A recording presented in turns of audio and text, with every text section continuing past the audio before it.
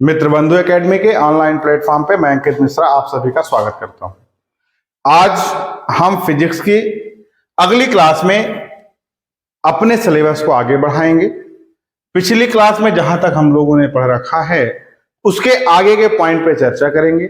आइए थोड़ा कम समय में हम ये जान लेते हैं पिछली क्लास में हमने किसके बारे में पढ़ा है और उसके बाद हम अपने अगले मैटर के अगले चैप्टर के अगले टॉपिक की शुरुआत करेंगे।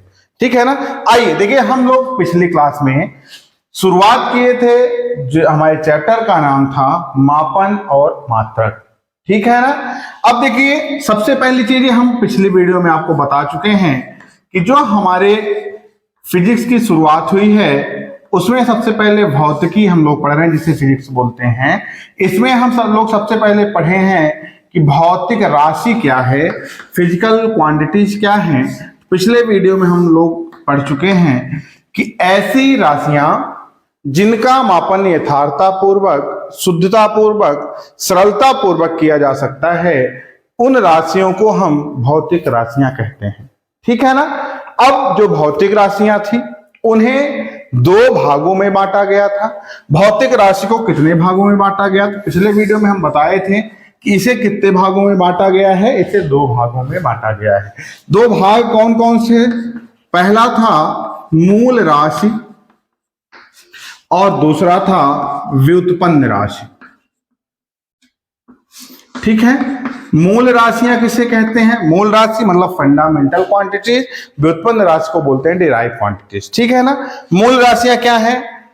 ऐसी राशियां जिन्हें प्रकृति में स्वतंत्रता पूर्वक प्राप्त किया जा सकता है, जो किन्हीं दूसरी राशियों पर निर्भर नहीं करती हैं, उन्हें हम मूल राशियां कहते हैं। ऐसी राशियां जिन्हें मूल राशियों की सहायता से ज्ञात किया जा सकता है, जिन्हें मूल राशि की सहायता से ज्ञात किया जाता है, उन्हें हम व्युत्पन्न राशियां कहते हैं। ठीक है ना। अब देखिए, इसी के बाद आज का हमारा पॉइंट होगा मात्रक। ठीक है ना। आइए अगले आज के पॉइंट की शुरुआत करते हैं और हम चर्चा करते हैं अपने अगले पॉइंट के बारे में। देखिए, सबसे पहली चीज है, मात्रक पढ़ने के पहले हम लोग पिछले क्लास में ही पढ़े थे। क्या पढ़े थे पिछले क्लास में? कि मापन क्या है। ठीक है ना।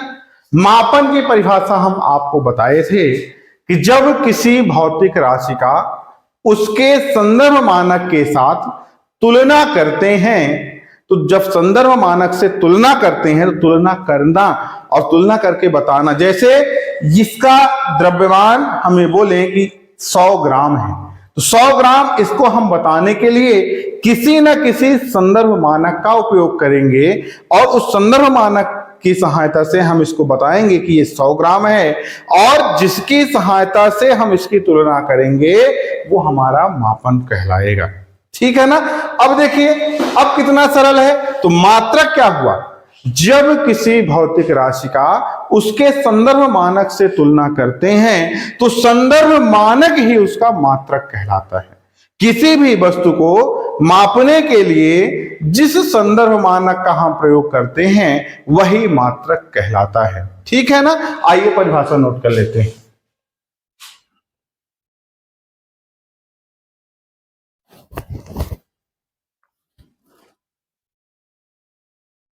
जब किसी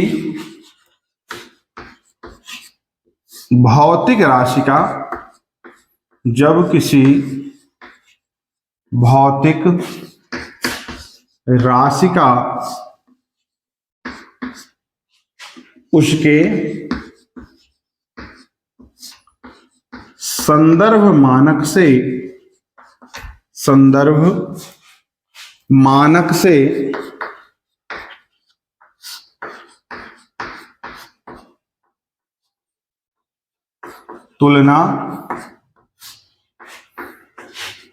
करते हैं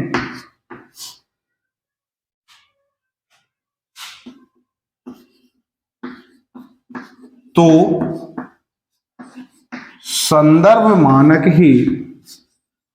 संदर्भ मानक ही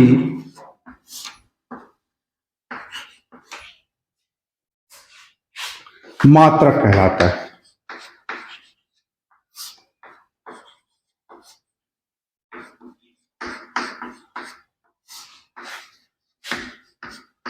ठीक है ना। अब देखिए जिस प्रकार हमारी भौतिक राशि का विभाजन हुआ था उसी प्रकार हम मात्रकों का विभाजन करेंगे। तो मात्रक को भी दो भागों में बांटा गया है। पहला कौन सा भाग है, वो कौन कौन से दो भागों में बांटे गए हैं? तो पहला है मूल मात्रक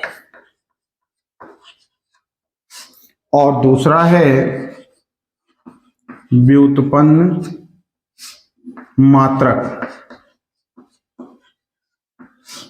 देखिए मूल मात्रक किन्हें कहते हैं? मूल राशियों को व्यक्त करने के लिए जिन मात्रक का प्रयोग किया जाता है उन्हें मूल मात्रक कहते हैं। ऐसे मात्रक जिन्हें प्रकृति द्वारा स्वतंत्रता पूर्वक प्राप्त किया जाता है, जो किन्हीं दूसरे मात्रक पर निर्भर नहीं करते हैं, उन्हें मूल मात्रक कहते हैं। ऐसे मात्रक जो व्युत्पन्न किए जाते हैं या ऐसे मात्रक जिन्हें मूल मात्रकों की सहायता से ज्ञात किया जाता है, उन्हें हम व्युत्पन्न मात्रक कहते हैं। व्युत्पन्न राशि के मात्रक को व्युत्पन्न मात्रक कहते हैं। ठीक है ना। तो हमसे कोई बात करे कि मूल मात्रक क्या होते हैं, फंडामेंटल यूनिट क्या होती हैं, तो ऐसे मात्रक जिन्हें प्रकृति में स्वतंत्रता पूर्वक प्राप्त किया जा सकता है, जो किसी दूसरे मात्रक पर निर्भर नहीं करता है, जो मूल राशि का मात्रक होता है, उन्हें हम मूल मात्रक कहते हैं। ऐसे मात्रक जिन्हें मूल मात्रक की सहायता से ज्ञात किया जाता है, व्युत्पन्न राशि के मात्रक को व्युत्पन्न मात्रक कहते हैं। ठीक है ना। ये जो व्युत्पन्न मात्रक होते हैं ये मूल मात्रकों पर निर्भर करते हैं। आइए इनकी परिभाषा भी नोट कर लेते हैं। ठीक है ना। तो मात्रक को कितने भागों में बांटा गया? तो यहां से हम लोग लिखते हैं कि मात्रक को दो भागों में बांटा गया है। वो दो भाग कौन कौन से हैं? पहला है मूल मात्रक और दूसरा है व्युत्पन्न मात्रक।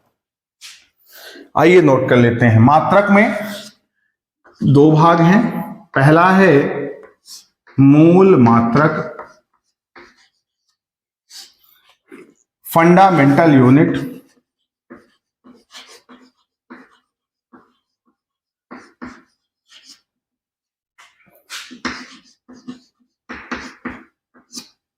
और दूसरा है व्युत्पन्न मात्रक।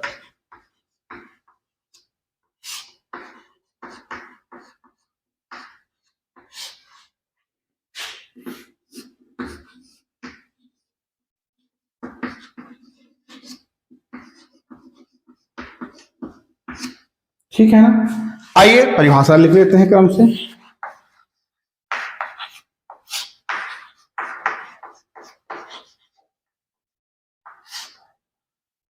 मूल मात्रक की परिभाषा क्या कहती है? नोट करिए। ऐसे मात्रक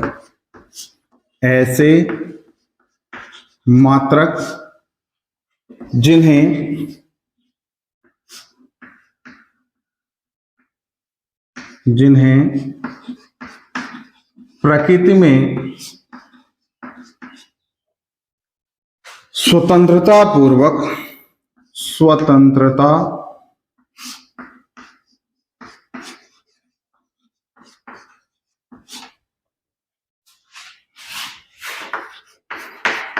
प्राप्त किया जाता है,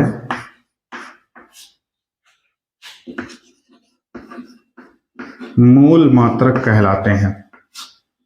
मूल मात्रक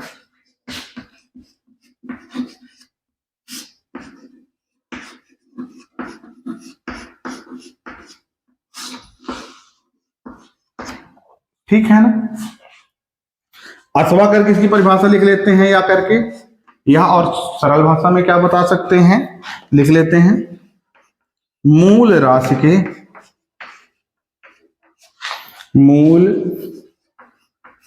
के मात्रक को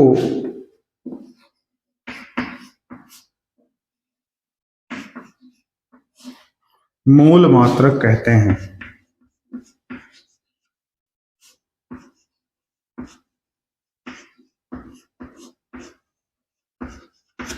ठीक है ना।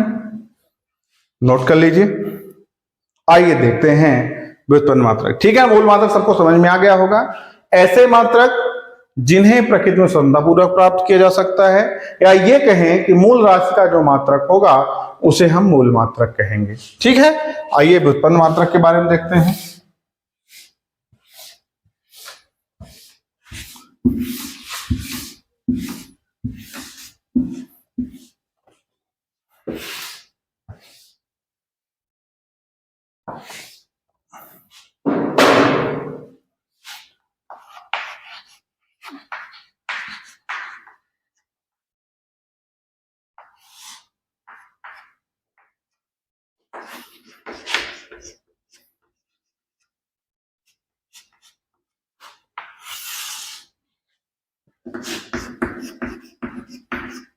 ऐसे मात्रक जो मूल मात्रक पर निर्भर करते हैं, जो मूल मात्रकों पर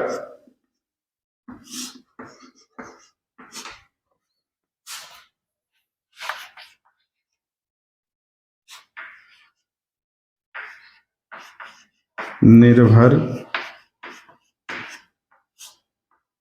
करते हैं, मूल मात्रकों पर निर्भर करते हैं, व्युत्पन्न मात्रक कहलाते हैं।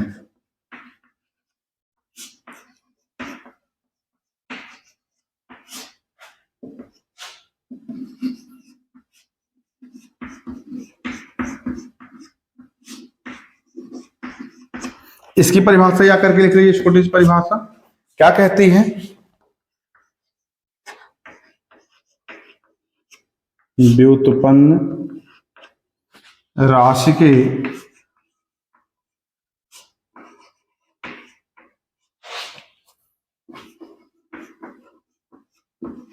व्युत्पन्न राशि के मात्रक को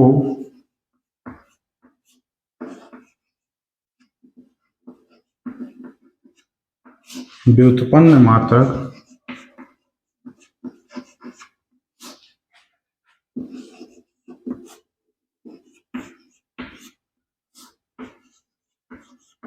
कहते हैं। ठीक है ना? अब देखिए, अब हम लोगों के पेपर में पूछे जाने वाला क्वेश्चन है कि मूल मात्रक और व्युत्पन्न मात्रक में अंतर लिखिए। ठीक है ना?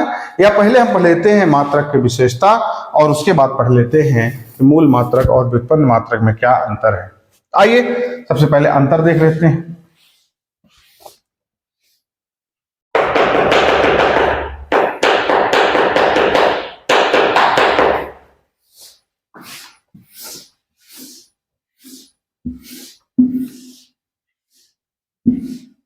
हमारे पेपर में 2 नंबर का क्वेश्चन बनता है, कई बार पूछा गया क्वेश्चन है और बहुत ही सरल है। आप सभी लोग बिल्कुल आसानी से बता सकते हैं।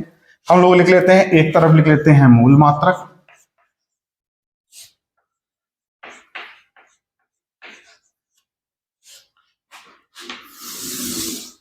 और दूसरी तरफ लिख लेते हैं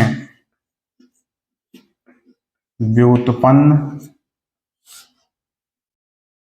मात्रक।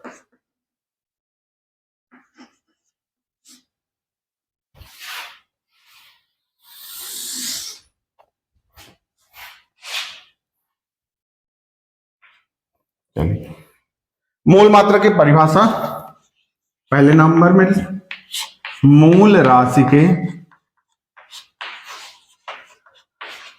मात्रक को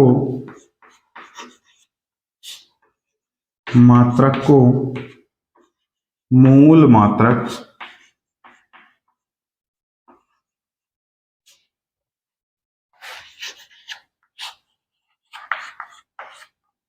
कहते हैं। इधर देख लीजिए, पहला नंबर क्या कहता है? व्युत्पन्न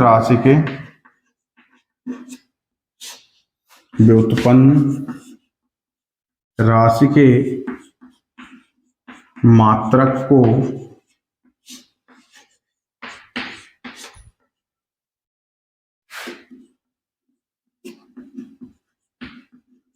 व्युत्पन्न मात्रक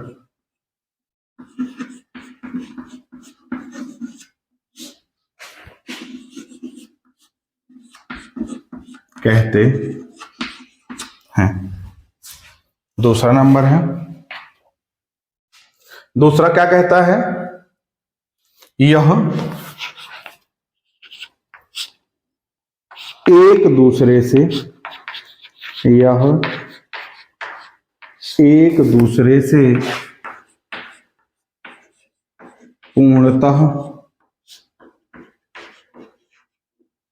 स्वतंत्र होता है, पूर्णतः स्वतंत्र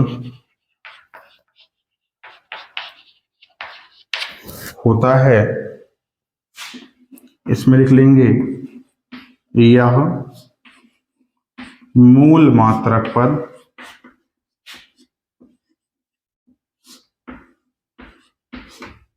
निर्भर करता है।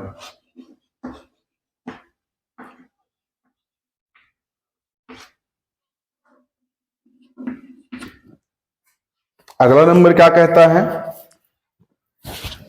एक और लिख लेते हैं। SI पद्धति में,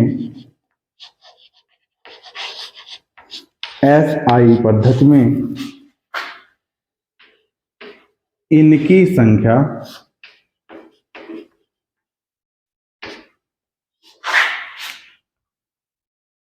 इनकी संख्या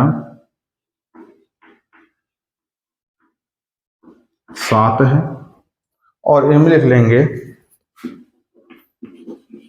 इनकी संख्या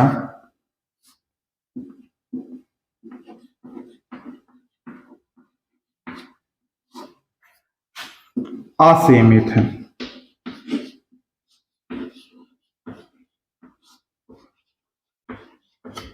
ठीक है ना। अब हम लोग पढ़ेंगे, हमारे पेपर के 2 नंबर का क्वेश्चन बनता है, मूल मात्रक और व्युत्पन्न मात्रक में अंतर लिखिए। पहला है मूल राशि के मात्रक को मूल मात्रक कहते हैं, और व्युत्पन्न राशि के मात्रक को व्युत्पन्न मात्रक कहते हैं। मूल मात्रक जो होते हैं वो एक दूसरे से पूर्णतः स्वतंत्र होते हैं, जबकि व्युत्पन्न मात्रक मूल मात्रक पर निर्भर करते हैं। फिर तीसरा है SI पद्धति में मूल मात्रकों की संख्या 7 है, जबकि व्युत्पन्न मात्रकों की संख्या सीमित नहीं है। ठीक है ना। अब पढ़ लेते हैं मात्रक की विशेषता, कि मात्रक की विशेषता क्या कहती है। आइए,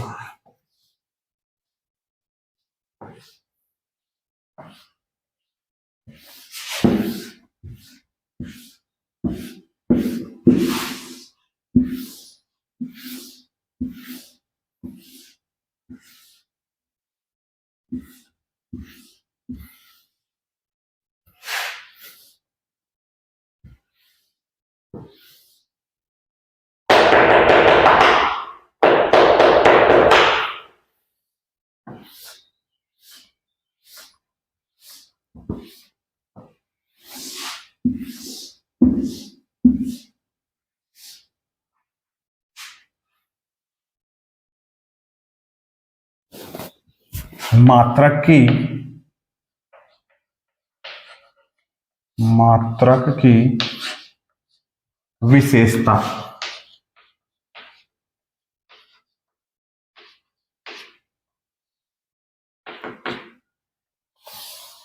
देखिए, जो मात्रक होते हैं उनकी क्या क्या विशेषताएं होती हैं, आइए क्रम से लिखते हैं और पढ़ लेते हैं।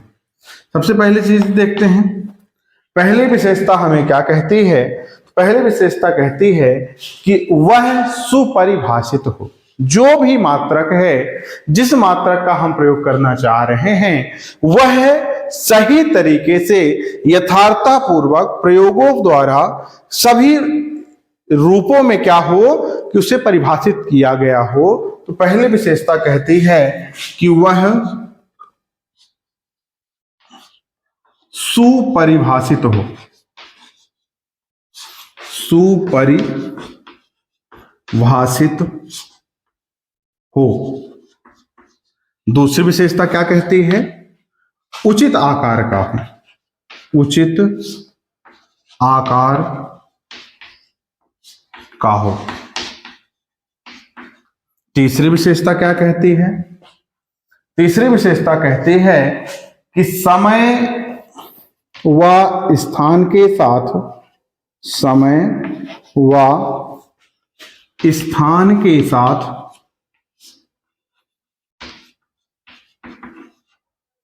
समय व स्थान के साथ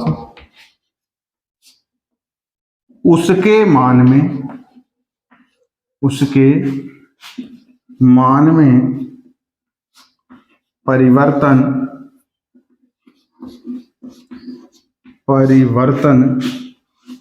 ना हो। और चौथी विशेषता कहती है, चौथी विशेषता क्या कहती है? चौथी विशेषता कहती है कि वह सर्वमान्य हो, वह सर्वमान्य हो।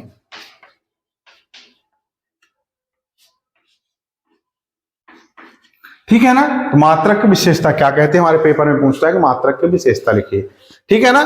तो क्या क्या? वह सुपरिभाषित हो, वह उचित आकार का हो, समय व स्थान के साथ उसके मान में परिवर्तन ना हो, वह सर्वमान्य हो, ताप दाब व अगला विशेषता है ताप दाब व, लिख लेते हैं, उसको भी लिख लेते हैं। आइए, ताप दाब व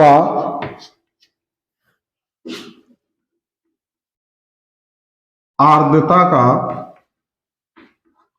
उस पर प्रभाव ना पड़े, उस पर प्रभाव ना पड़े।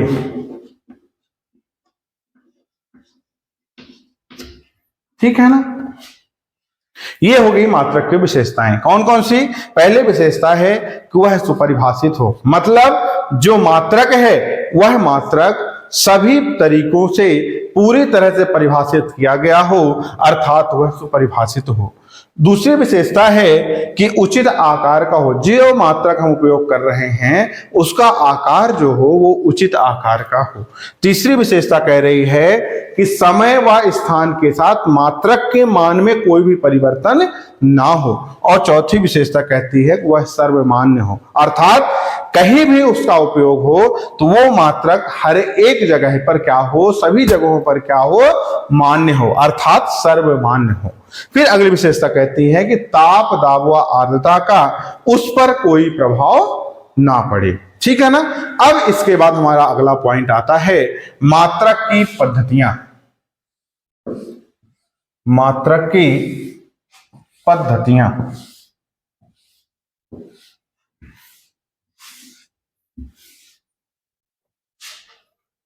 मात्रक की पद्धतियां।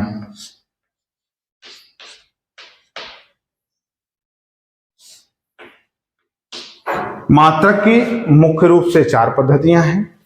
कौन कौन सी?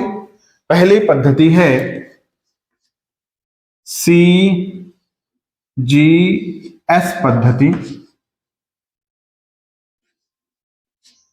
दूसरी पद्धति है FPS पद्धति, तीसरी पद्धति है EMKS पद्धति और चौथी पद्धति है SI पद्धति। आइए इनको समझ लेते हैं। देखिए, जो मात्रक की पद्धतियां हैं वो कितनी हैं? 4। कौन कौन सी? CGS, FPS, MKS, SI। देखिए, जो CGS पद्धति है तो CGS पद्धति का पूरा नाम सेंटीमीटर ग्राम सेकंड होता है। इसमें लंबाई को सेंटीमीटर में, द्रव्यमान को ग्राम में और समय को सेकंड में मापते हैं। जो FPS पद्धति है इसका पूरा नाम फुट पाउंड सेकंड होता है। इसमें लंबाई को फुट में, द्रव्यमान को पाउंड में और समय को सेकंड में मापते हैं। MKS का पूरा नाम मीटर किलोग्राम सेकंड होता है। इसमें लंबाई को मीटर में, द्रव्यमान को किलोग्राम में और समय को सेकंड में मापते हैं। SI पद्धति का पूरा नाम इंटरनेशनल सिस्टम या अंतरराष्ट्रीय पद्धति होता है। यह MKS पद्धति का परिवर्तित रूप है। ठीक है ना? आइए क्रम से सबकी परिभाषा नोट कर लेते हैं कि किन पद्धतियों में हम लोग क्या क्या पढ़ेंगे। ठीक है ना? सबसे पहली चीज लिखी हुई है, हेडिंग बना लेते हैं हम लोग, CGS पद्धति। पहला है CGS पद्धति।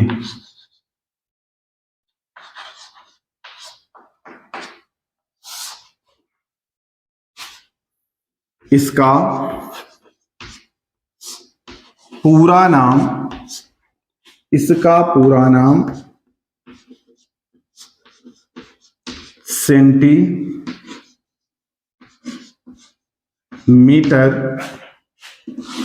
ग्राम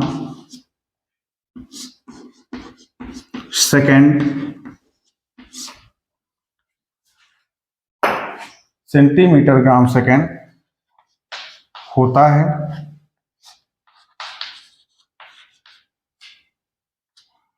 इसमें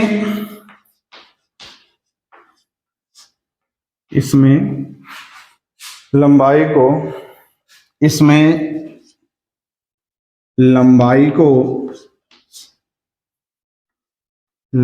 को सेंटीमीटर, द्रव्यमान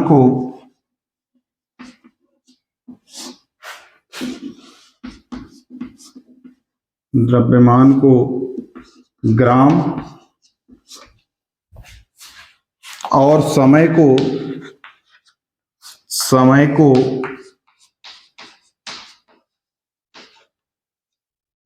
सेकंड से मापते हैं। ठीक है ना। इसे हम लोग स्टार बना के नोट कर लेते हैं कि इसे और किस नाम से जानते हैं, तो हम लोग स्टार बना के नोट करते हैं। कभी कभी हमारे ऑब्जेक्टिव में पूछा जाता है क्या, कि इसे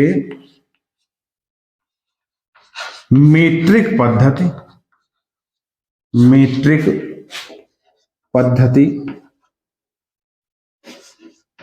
या दार्शनिक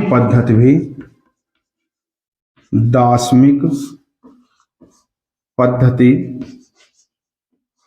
भी कहा जाता है।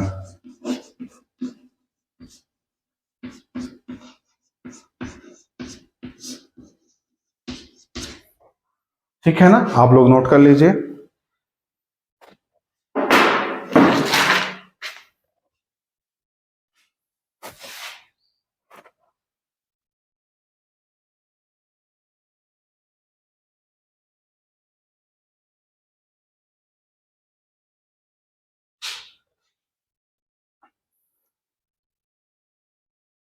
ठीक है, आइए आगे देखते हैं। मीट्रिक सीजीएस पद्धति के बाद कौन सी पद्धति है? एफपीएस पद्धति। इसका पूरा नाम फुट पाउंड सेकेंड होता है। इसका पूरा नाम फुट पाउंड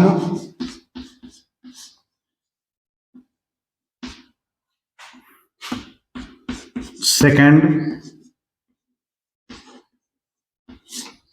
होता है। इसमें लंबाई को फुट में,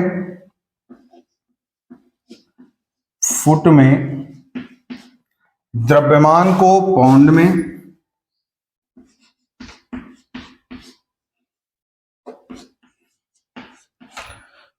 में और समय को सेकंड में मापते हैं। ठीक है ना। देखिए, एफ का मतलब हुआ फुट, पीस का मतलब हुआ पाउंड और एस का मतलब हुआ सेकंड। फुट को लंबाई के लिए उपयोग करते हैं, पाउंड को द्रव्यमान के लिए उपयोग करते हैं और सेकंड को समय के लिए उपयोग करते हैं। एफपीएस का पूरा नाम क्या है? फुट पाउंड सेकंड है। इसे और क्या कहा जाता है? तो स्टार बना के नोट कर लेंगे कि इस पद्धति को ब्रिटिश पद्धति भी कहा जाता है। क्या लिख लेंगे? लिख लेंगे इस पद्धति को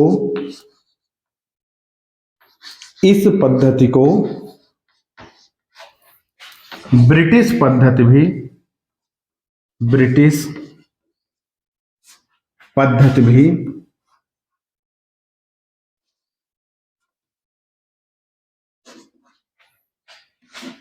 कहा जाता है। नोट कर लीजिए जल्दी से, फिर आगे चलें।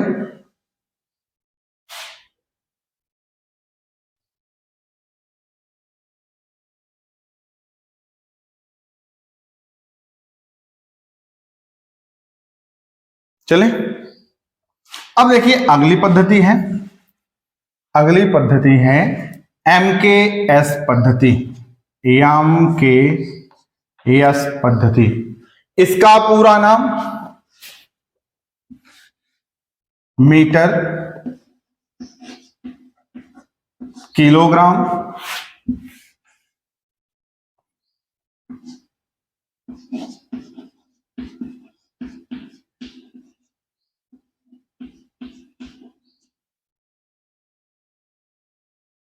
किलोग्राम सेकंड होता है।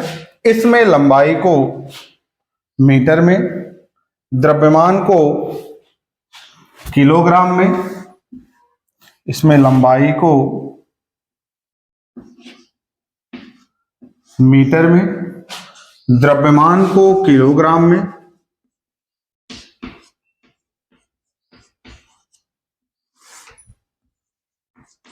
और समय को सेकंड में मापते हैं। देखिए इसको भी लिख लेते हैं, स्टार बना के लिखेंगे कि इसे यम के एस ए पद्धति भी, इसे यम के एस ए पद्धति भी कहा जाता है।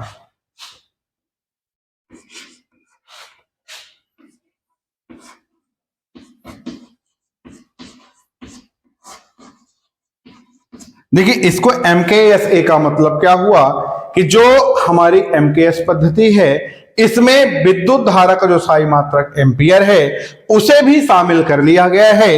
इसलिए ए जो है विद्युत धारा के मात्रक एम्पियर को प्रदर्शित करता है। तो जो हमारी MKS पद्धति आई इसे दूसरे रूप में किस नाम से जानते हैं? इसे MKSA पद्धति के नाम से भी जानते हैं। अब मात्रकों की अंतिम पद्धति है, कौन सी पद्धति है? SI पद्धति। आइए उसको भी देख लेते हैं।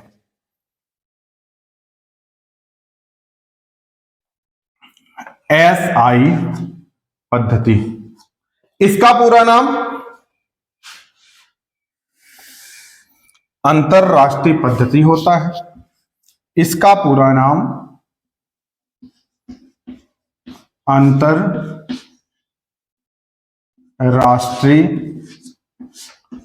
पद्धति, इसे हम बोलते हैं इंटरनेशनल सिस्टम।